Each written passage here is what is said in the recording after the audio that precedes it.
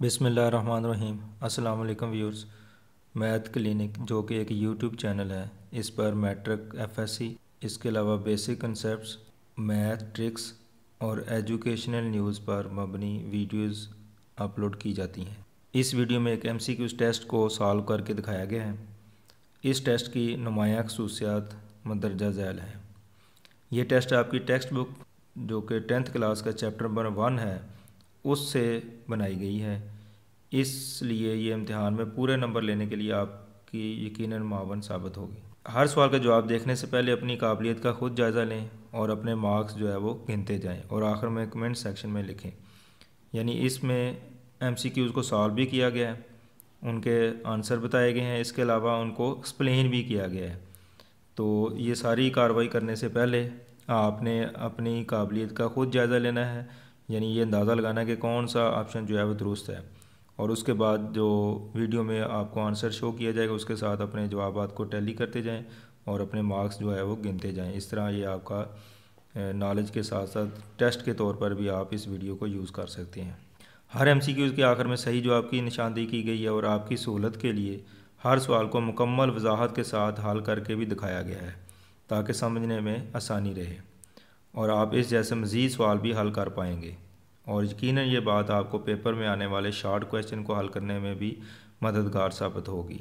वक्तन फ़क्तन इस टेस्ट को हल करने से आपका नॉलेज मज़ीद पुख्ता होता जाएगा। डियर स्टूडेंट्स, ये वीडियो आपके लिए बहुत ही मुस्तफ़ीद साबित हो सकती है, क्योंकि मैथ के हवाले से अक्सर स्टूडेंट जो है वो एमसीक्यूज़ के हवाले से परेशान रहते हैं, तो उनको जो एमसीक्यूज़ के आंसर हैं उनको रट्टे लगाने पड़ते हैं। लेकिन मैथ ऐसा सब्जेक्ट है जिसमें रट्टा सिस्टम जो है वो कामयाब नहीं है। तो इस वीडियो में ख़ास तौर पर आपको ना सिर्फ एमसीक्यूज़ के आंसर बताए गए हैं, आंसर तो आपको बुक्स वगैरह या की वगैरह पे भी मिल जाते हैं, लेकिन इस वीडियो की जो ख़ास बात ये है कि इसमें तमाम जो एमसीक्यूज़ के ऑप्शंस हैं, जो उसके जो आंसर्स हैं, उसको एक्सप्लेन किया गया है कि ये आंसर किस तरीके से निकाले जा सकते हैं। तो मैथ के जो एमसीक्यूज़ है वो रटा लगाने के बजाय उसको हल करके जो है वो करेक्ट आंसर की तरफ बढ़ना चाहिए। तो इस वीडियो में ख़ास तौर पर ये बात मैंने जो की है वो ये है कि उसको एक्सप्लेन किया है, तो आप आसानी से बात को समझ सकेंगे कि ये आंसर जो है वो किस तरीके से निकाले हुए हैं। तो चलते हैं इस एमसीक्यूज़ के टेस्ट की तरफ। ये टेस्ट जो है वो 10th क्लास का चैप्टर नंबर 1 जो कि क्वाड्रेटिक इक्वेशन के बारे में है, तो इस पर मबनी ये एक एमसीक्यूज़ टेस्ट है जो आपकी टेक्स्ट बुक से बनाया गया है और इसको सॉल्व किया गया है। तो चलते हैं पहले क्वेश्चन की तरफ।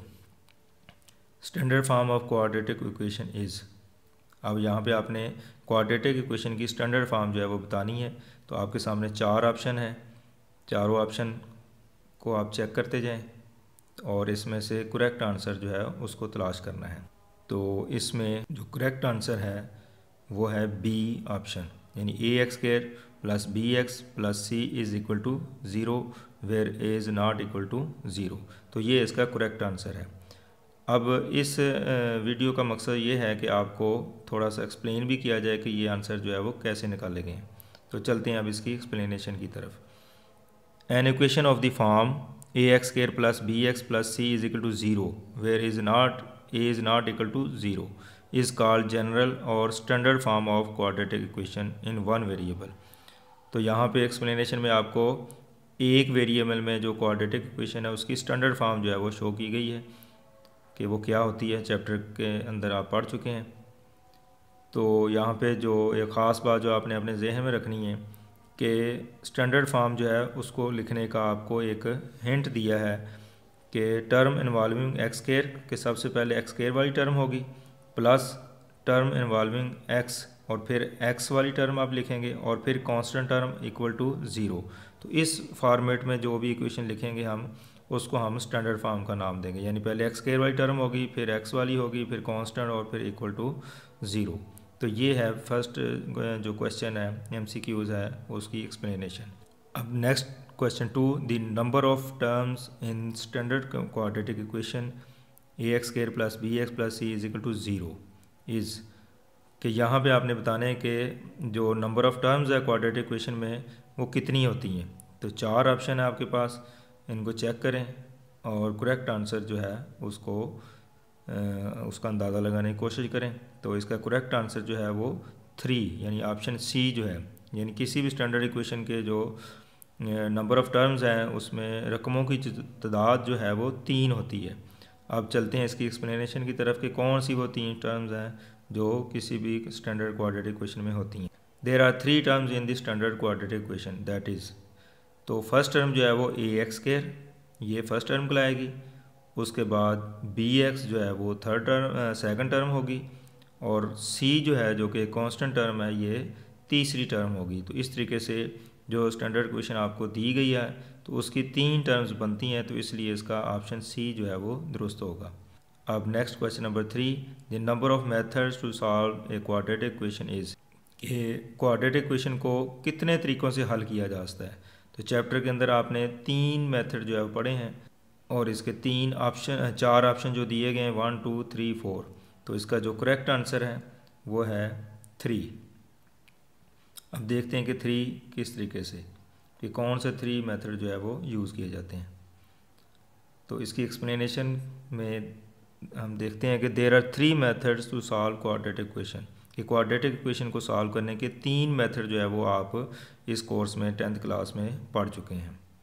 Number 1 factorization method, number 2 completing square method, number 3 quadratic formula. तो ये 3 मेथड जो है वो क्वाड्रेटिक इक्वेशन को सॉल्व करने के लिए यूज़ किए जाते हैं, तो इसलिए करेक्ट आंसर जो है वो ऑप्शन सी होगा 3। अब question number 4, the quadratic formula is, अब इसमें से 4 ऑप्शन आपको दिए गए हैं, तो आप गैस करें कि 4 ऑप्शन में से कौन सा आंसर जो है वो करेक्ट है। तो इसका जो करेक्ट आंसर जो है वो है option a, x is equal to -b plus -b square -4ac/2a। तो ये इसका करेक्ट आंसर है। अब इसकी एक्सप्लेनेशन की तरफ बढ़ते हैं हम। द क्वाड्रेटिक फार्मूला इज़, जो कि पहले मेंशन किया जा चुका है कि क्वाड्रेटिक फार्मूला जो है वो -b plus -b square -4ac/2a which can be derived from the quadratic equation ax square plus bx plus c is equal to 0। तो ऑप्शन ए जो है वो इसका करेक्ट आंसर है, जो कि क्वाड्रेटिक फार्मूला, और ये क्वाड्रेटिक फार्मूला चैप्टर के अंदर हमने जो ax square plus bx plus c is equal to 0, ये एक स्टैंडर्ड फॉर्म है क्वाड्रेटिक इक्वेशन की, तो इसको कंप्लीटिंग स्क्वायर मेथड से हल करके आपने निकाला है, तो वही क्वाड्रेटिक फार्मूला जो है कहलाता है। तो अब यहाँ पे ज़हन में रखें कि जो जनरल फॉर्म है इसकी, उसको अगर आप कंप्लीटिंग स्क्वायर से हल करते हैं तो हमारे पास क्वाड्रेटिक फार्मूला यानी x की वैल्यू जो है वो निकलती है, तो इसलिए इसका ऑप्शन ए जो है वो ट्रू होगा। अब question number 5, 2 linear factors of x square -15x plus 56 are, ये का हमारे पास एक अलजेब्रिक एक्सप्रेशन दिया गया, तो इसके 2 लीनियर फैक्टर हमने बताने हैं। तो option a, option b, option c और ऑप्शन डी में से आप गैस करेंगे कि कौन सा ऑप्शन जो है वो दुरुस्त है। अब यहाँ पे हम करेक्ट आंसर की तरफ बढ़ते हैं, तो इसका जो करेक्ट आंसर है वो ऑप्शन सी है, यानी x-7 और x-8 जो है वो इसके 2 लीनियर फैक्टर होंगे। अब देखते हैं कि ये आंसर कैसे निकला, तो इसकी एक्सप्लेनेशन की तरफ बढ़ते हैं। तो एक्सप्लेनेशन में हम यहाँ पे देखेंगे कि जो आपके पास गिवन एक्सप्रेशन है इसको हम फैक्टराइजेशन के प्रोसेस से अगर गुजारें तो 9th क्लास में आपने 5.1 और 2 जो है वो पढ़ी हैं, जिसमें आप मिडिल टर्म ब्रेक करके फैक्टराइजेशन करते हैं। तो ये जो दिया गया एक्सप्रेशन है आपने इसको मिडिल टर्म ब्रेक करके इसकी फैक्टराइजेशन करनी है, और उसके बाद हमारे पास 2 फैक्टर जो है वो आ जाएंगे, x-7 और x-8। तो ये इसके 2 लीनियर फैक्टर बनते हैं जो कि इसको फैक्टराइज करने से हासिल होते हैं, और फैक्टराइजेशन के लिए जो मेथड यूज़ करेंगे वो मिडिल टर्म ब्रेक करने वाला है, और इसका प्रोसीजर यहाँ पे शो किया गया है और आप 9th क्लास में भी पढ़ चुके हैं, तो इसको फॉलो करें। तो इस लिहाजा हम कह सकते हैं कि x-7 और x-8 जो है वो इसके 2 लीनियर फैक्टर हैं। इसके बाद question number 6, an equation which remains unchanged when x is replaced by 1/x is called. तो ऐसी इक्वेशन विच रिमेन्स अनचेंज, कि वो कौन सी इक्वेशन है जिसमें x को 1/x के साथ रिप्लेस किया जाए तो वो चेंज नहीं होती, यानी वही इक्वेशन आपके पास दोबारा हासिल हो जाती है। तो इसके हमारे पास 4 ऑप्शन है, exponential equation, option b reciprocal equation, option c radical equation और डी नन ऑफ दीज। तो इन 4 में से आप गैस करेंगे कि कौन सा ऑप्शन जो है वो ट्रू है। तो चलते हैं इसके करेक्ट आंसर की तरफ। तो करेक्ट आंसर इसका है रेसिप्रोकल इक्वेशन। अब रेसिप्रोकल इक्वेशन ऐसी इक्वेशन होती है जिसमें हम x को 1/x के साथ रिप्लेस करें तो उस इक्वेशन पे कोई इफेक्ट नहीं होता और वही इक्वेशन दोबारा हासिल हो जाती है। तो अब इसकी एक्सप्लेनेशन की तरफ चलते हैं। सबसे पहले रेसिप्रोकल इक्वेशन की डेफिनेशन बयान की गई है। An equation is said to be reciprocal equation if it remains unchange when x is replaced by 1/x।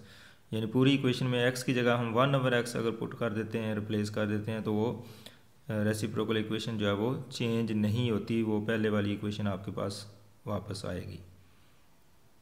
अब इसकी एक्सप्लेनेशन के लिए एक एग्जांपल दी गई है, इसको अगर आप फॉलो करें तो इसमें स्टार्ट में 2 इक्वेशन बताई गई हैं, a into x square plus 1/x square plus b into 1x plus 1/x plus c is equal to 0। तो ये भी एक रेसिप्रोकल इक्वेशन है।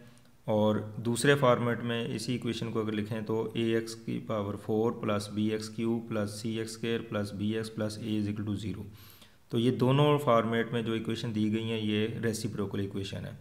अब नीचे जो सेकंड इक्वेशन है ax रेज टू पावर 4 वाली, इसको प्रूव किया गया यहाँ पे कि ये किस तरह रेसिप्रोकल है। तो यहाँ पे रिप्लेसिंग x बाई 1/x, यानी x को हमने रिप्लेस करना है 1/x, यानी जहाँ जहाँ पे इक्वेशन में x है उसकी जगह हम 1/x पुट कर देंगे। तो 1/, पुट करने के बाद इसको आप अगर सिंप्लीफाई करें तो एंड में देखें कि वही इक्वेशन जो है वो दोबारा हमारे पास आ चुकी है, a raise to power x ax raise to power x plus bx cube plus cx square plus bx plus a is equal to 0। तो इसको रीअरेंज करने से जो आखिरी स्टेप है वो वही पहले वाली इक्वेशन हमारे पास वापस आ चुकी है। तो इसी तरीके से हम चेक कर सकते हैं कि जितनी भी रेसिप्रोकल इक्वेशन होती हैं उसको अगर रिप्लेस करते हैं x को 1/x के साथ तो वो इक्वेशन दोबारा हासिल हो जाती है। तो इसी वजह से इसको हम रेसिप्रोकल इक्वेशन का नाम देते हैं। इसके बाद क्वेश्चन नंबर 7 है, an equation of the type 3 raise to power x plus 3 raise to power 2 minus x plus 6 is equal to 0। तो ये आपने बतानी है कि ये किस टाइप की इक्वेशन है। तो यहाँ पे 4 ऑप्शन हमारे पास, exponential equation, radical equation, reciprocal equation, none of these. तो इन 4 में से गैस करें कि कौन सा ऑप्शन जो है वो दुरुस्त होगा। तो आप जो भी आपने आंसर इसका गैस किया है तो आप उसको टैली करते हैं हम करेक्ट आंसर के साथ। तो इसका करेक्ट आंसर जो है वो है एक्सपोनेंशियल इक्वेशन। ऐसी इक्वेशन को हम एक्सपोनेंशियल इक्वेशन का नाम देंगे जो क्वेश्चन नंबर 7 में बताई गई है। अब हम इसकी एक्सप्लेनेशन को देखते हैं कि किस तरीके से ये एक्सपोनेंशियल इक्वेशन होती है। तो सबसे पहले एक्सपोनेंशियल इक्वेशन की definition, an equation is said to be exponential equation if variable occur in exponent. यानी ऐसी तमाम इक्वेशन जो जिसमें वेरिएबल जो है वो एक्सपोनेंट की फॉर्म में आ जाए, यानी पावर की फॉर्म में आ जाए, तो ऐसी इक्वेशन को हम एक्सपोनेंशियल इक्वेशन कहते हैं। यानी ऐसी तमाम इक्वेशन जिसमें वेरिएबल जो है वो पावर की फॉर्म में आए, एक्सपोनेंट की फॉर्म में आए, तो उसको हम एक्सपोनेंशियल इक्वेशन का नाम देंगे। For example 2 raise to power x plus 64 into 2 raise to power minus x minus 20 is equal to 0। अब यहाँ पे देखें कि x जो है वो वेरिएबल है और ये पावर के तौर पर लिखा गया है, तो इसलिए ये एक एक्सपोनेंशियल इक्वेशन है। उसके बाद एक और एग्जांपल है 3 raise to power 2x plus 2 is equal to 13 into 4 raise to power x। अब यहाँ पे भी अगर आप देखें जो वेरिएबल है वो पावर या एक्सपोनेंट की फॉर्म में आया हुआ है, तो इसलिए हम इस इक्वेशन को एक्सपोनेंशियल इक्वेशन का नाम देंगे। इसके बाद question number 8, the solution set of equation 4x square minus 16 is equal to 0। अब ये एक हमारे पास इक्वेशन दी गई है, तो इसका हमने सॉल्यूशन सेट जो है वो फाइंड करना है। तो इसके 4 पॉसिबल जो आंसर हैं वो हैं A, B, C और D। 4 ऑप्शन है, तो इन चारों में से आप गैस करें कि कौन सा ऑप्शन जो है वो इसका ट्रू होगा। अब हम देखते हैं कि इसका करेक्ट आंसर क्या है। तो इसका करेक्ट आंसर जो है वो C ऑप्शन है। अब ये सी कैसे आया, इसकी एक्सप्लेनेशन को देखते हैं हम। तो हमारे पास जो गिवन इक्वेशन है उसको अगर हम सिंप्लीफाई करें तो हमारे पास x की दो वैल्यूज़ निकलती हैं +-2, यानी 16 को हम दूसरी तरफ शिफ्ट करेंगे प्लस हो जाएगा, और 4 को डिवाइड करेंगे और बाद में स्क्वायर रूट लेंगे एंड में, तो +-2 यानी x की दो वैल्यूज़ निकलती हैं। तो ये जो x की वैल्यू है ये इसका रूट जो है वो कहलाएंगी, लेकिन हमने इसका सोल्यूशन सेट फाइंड करना है। तो ये जो आंसर आया +-2 ये डी ऑप्शन में भी लिखा हुआ है, लेकिन चूंकि ऊपर लिखा हुआ है लफ्ज़ सोल्यूशन सेट, तो सोल्यूशन सेट से मुराद है कि जो इसके रूट्स है उसको आपने सेट की फॉर्म में लिखना है। तो इसलिए इसका जो ट्रू आंसर है वो सेट की फॉर्म में जब लिखेंगे तो फिर ये सोल्यूशन सेट कहलाएगा। अदरवाइज़ अगर आप सिर्फ एक्स की फॉर्म में इसको लिखते हैं तो ये इसका रूट कहलाएंगे। तो अगर रूट्स को हम सेट की फॉर्म में लिखेंगे तो वो इसका सोल्यूशन सेट कहलाता है। तो इसलिए इसका सी ऑप्शन जो है वो दुरुस्त होगा, डी ऑप्शन जो है वो ट्रू नहीं होगा, क्योंकि वो सेट की फॉर्म में नहीं लिखा हुआ। यहाँ पे स्टूडेंट अक्सर कंफ्यूज हो जाते हैं। तो वैल्यू तो वही है, लेकिन सेट की फॉर्म में जो आंसर होगा वो इसका करेक्ट आंसर होगा। नेक्स्ट जो है वो क्वेश्चन नंबर 9 है। An equation of the form 2x⁴ - 3x³ + 7x² - 3x + 2 = 0 is called. आपने ये बताना है कि ये इस तरह की इक्वेशन क्या कहलाती है। तो इसके चार मुमकिन आंसर जो है वो दिए गए हैं: reciprocal equation, radical, exponential equation और लास्ट में नन ऑफ दिस। तो चारों में से गैस करेंगे कौन सा ऑप्शन जो है वो ट्रू होगा। तो इसका ट्रू आंसर जो है वो है रेसिप्रोकल इक्वेशन। अब अगर आप गौर करें कि जो MCQ नंबर 6 था उसमें भी इसी तरह की बात की गई थी। तो ये जो इक्वेशन है ये रेसिप्रोकल इक्वेशन है, और क्वेश्चन नंबर 6 में भी इसको मैंने एक्सप्लेन कर दिया हुआ था। अब दोबारा अगर आप देखें तो किस तरीके से ये रेसिप्रोकल इक्वेशन है, तो सबसे पहले रेसिप्रोकल इक्वेशन की जो डेफिनेशन है, जो कि ऑलरेडी हम क्वेश्चन नंबर 6 में डिस्कस कर चुके हैं। An equation is said to be reciprocal equation if it remains unchange when x is replaced by 1/x। तो ऐसी इक्वेशन जिसमें x की जगह हम 1/x अगर पुट करें और वो इक्वेशन वही हासिल हो जाए, यानी अनचेंज रहे और उसमें कोई तब्दीली ना आए, तो ऐसी इक्वेशन को हम रेसिप्रोकल इक्वेशन कहते हैं। तो यहाँ पे ये जो ऊपर वाली इक्वेशन है उसको मैंने हल करके दिखाया है कि किस तरीके से आप इसको प्रूव कर सकते हैं कि इस इक्वेशन में अगर रिप्लेस करते हैं x की जगह 1/x तो वही इक्वेशन दोबारा आ जाती है। तो रिप्लेस x बाई 1/x, तो इक्वेशन में जहाँ जहाँ x है उसकी जगह 1/x पुट की है, उसके बाद उसको सॉल्व किया है, और फिर मैंने इसकी फ्रैक्शन ख़त्म करने के लिए x की पावर 4 से मल्टीप्लाई कर दिया, जैसे क्वेश्चन नंबर 6 में हमने किया था। तो उसके बाद जो इक्वेशन आई है उसको हमने रीअरेंज किया, तो आखिरी स्टेप में आप देखें कि वो पहले वाली इक्वेशन जो है वो वापस आ चुकी है। इसका मतलब कि हमने x की जगह 1/x रिप्लेस किया, लेकिन इक्वेशन चेंज नहीं हुई, इसलिए हम इसको रेसिप्रोकल इक्वेशन का नाम देंगे। तो इस लिहाज से ऑप्शन ए जो है रेसिप्रोकल इक्वेशन इसका ट्रू आंसर होगा। इसी तरह की मज़ीद वीडियो हासिल करने के लिए आप इस चैनल को सब्सक्राइब कर लें। इसमें मैथ के हवाले से बहुत सारी आपको ऐसी वीडियो मिलेंगी जो आपके लिए बहुत मुफीद साबित हो सकती हैं। इसके अलावा बेल आइकन को क्लिक करें ताकि हर नई आने वाली वीडियो जो है वो आपको ख़ुद से ऑटोमेटिकली रिसीव हो सके। इसके अलावा इसको लाइक और शेयर भी कर दें ताकि दूसरे दोस्त भी इससे मुस्तफ़ीद हो सकें। बहुत शुक्रिया। अल्लाह हाफ़िज़।